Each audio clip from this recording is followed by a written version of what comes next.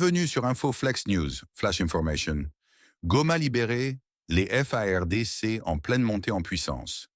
Les forces armées de la République démocratique du Congo, FARDC, marquent une victoire décisive. Merci, en Madame et Monsieur le Commissaire.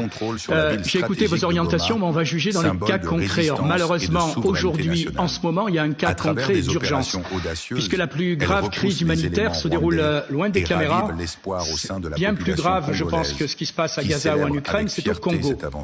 Monsieur le Commissaire Sikela, je vous ai interrogé pendant vos auditions sur l'accord qui fait que l'Union européenne continue d'acheter des matériaux volés par le Rwanda, matériaux qu'ils volent au Congo. Je constate que désormais, même Madame Kaja Kallas a déclaré « L'UE réaffirme que le Rwanda doit cesser de soutenir le M23 et se retirer », a indiqué le chef de la diplomatie européenne, Madame Kaja Kallas, il y a quelques jours. Alors ma question est très simple.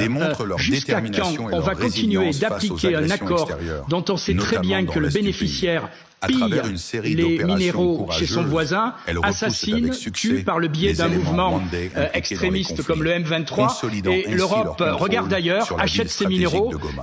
Voilà, maintenant l'agression est officiellement reconnue par Madame Kaja Kallas. Qu'est-ce qu'on fait? Est-ce qu'on prend enfin des sanctions contre le Rwanda? Est-ce qu'enfin on va revoir cet accord? Monsieur le Commissaire, merci. La montée en puissance des FARDC illustre leur engagement indéfectible à défendre la souveraineté nationale et leur capacité à répondre efficacement aux aspirations de paix et de sécurité exprimées par le peuple. Cette victoire est un message clair. La souveraineté de la RDC est non négociable. Nous appelons la population et la communauté internationale à rester vigilantes face aux campagnes de désinformation orchestrées par le régime rwandais qui cherche à masquer ces actes de déstabilisation. Ensemble, citoyens et forces armées réaffirment leur unité et leur volonté de restaurer la stabilité dans cette région clé. Cette victoire symbolise un pas important dans la lutte pour une paix durable et pour la dignité nationale. Les FARDC restent un pilier essentiel pour protéger la République démocratique du Congo et son peuple. Qu'en est-il notamment des minéraux qui font l'objet de contrebande au Congo? L'Union européenne a maintenu sa position pendant tous les pourparlers sur le Rwanda et le Congo. L'Union européenne ne va pas soutenir quoi que ce soit qui se ferait dans la transformation de minéraux dont l'origine n'est pas claire.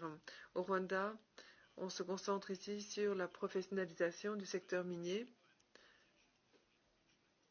avec notamment des actions de formation technique, entre autres, avec des garanties de travail sûres, lutter contre le travail des enfants, puis aussi assurer la conformité avec les normes de sécurité environnementale internationale. Mais il est certain qu'on va essayer d'utiliser des instruments économiques et diplomatiques pour pouvoir mettre un terme à tout cela. Mais c'est un processus ardu. J'en viens maintenant à votre demande pour de rationalisation. Là, je suis tout à fait d'accord avec vous. Je vois bien que le niveau de priorité, et là je vous le dis vraiment tout à fait honnêtement, je préfère plutôt faire en sorte que tout soit prêt pour avoir une bonne impression de ce qui se passe, de ce qui se fait, notamment pour les produits semi-finis.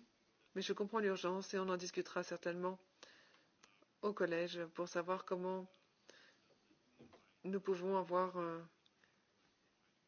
une approche unique